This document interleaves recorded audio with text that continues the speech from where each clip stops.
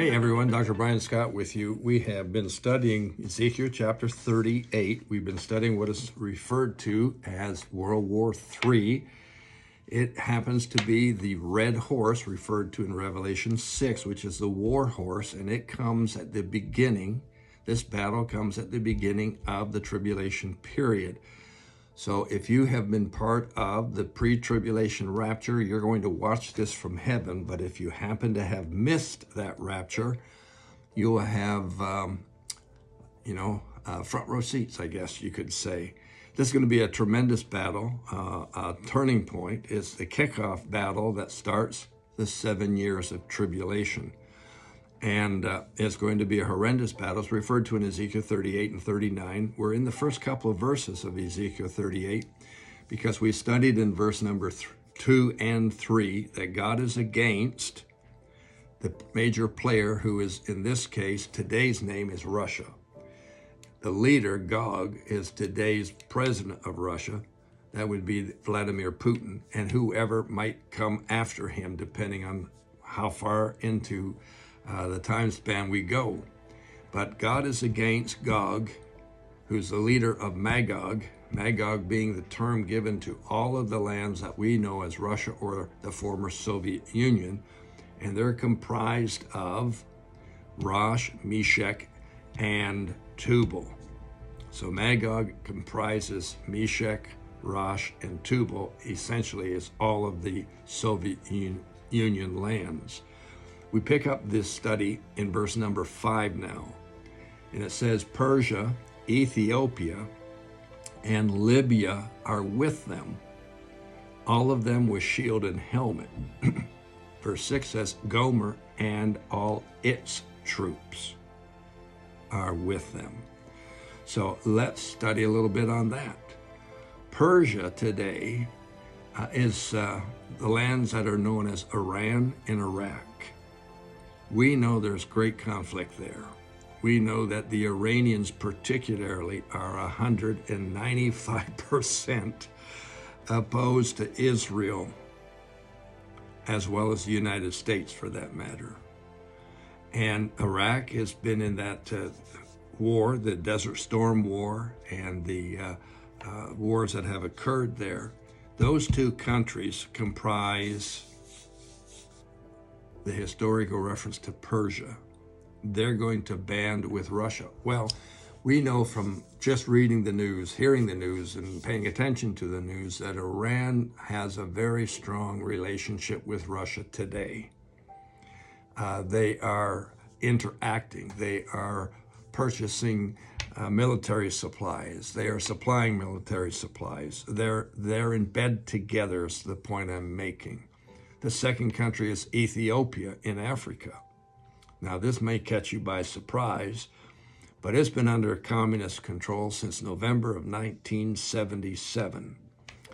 And during that time frame, when the world was focused on Jerusalem and Egypt's Anwar Sadat's visit with Israel's Menachem Begin and the speech by Sadat in the Knesset, while this was all occurring, Russia invaded Ethiopia. Historically, going back quite a few years now, as you might imagine here, 1977 timeframe.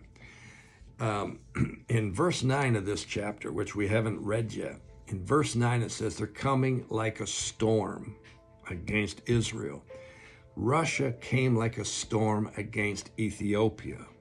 The records show that they were able to move 3 combined armies and all the equipment for those armies from their Black Sea locations, their bases in the Black Sea area.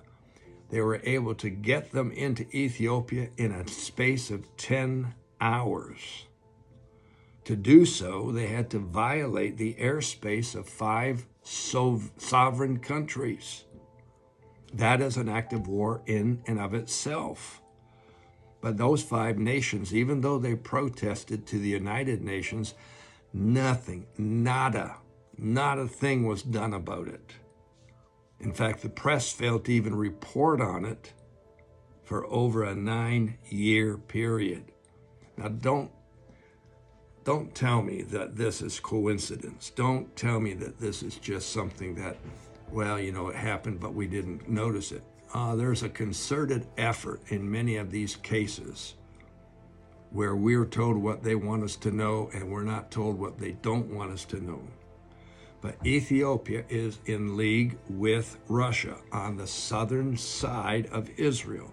So on the north, we have Russia made up of Magog, Rosh, Meshech, and Tubal.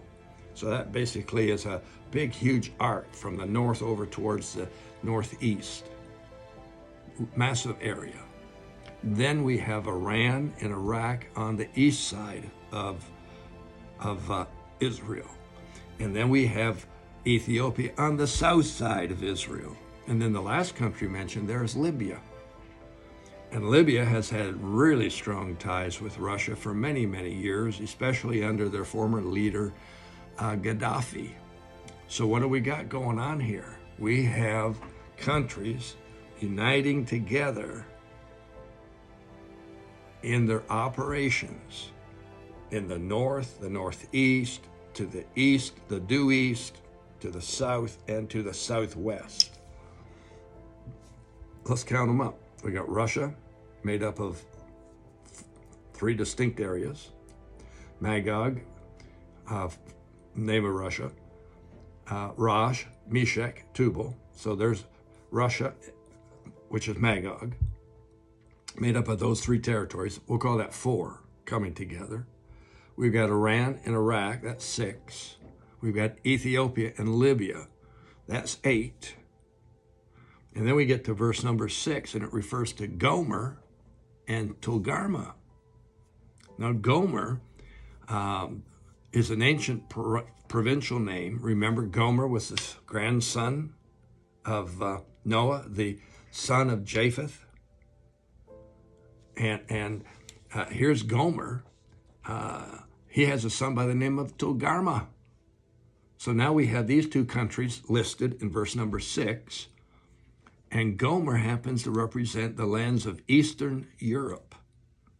We would call them today East Germany, Poland, Hungary, and Czechoslovakia.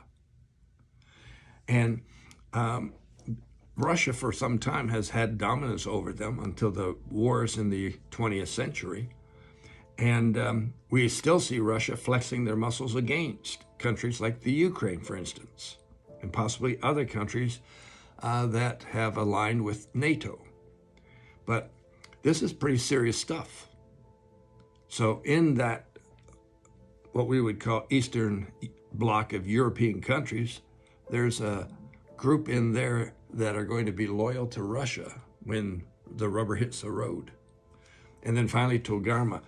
I'll say Togarmah for tomorrow, and I'll see you tomorrow. Call you blessed. Amen.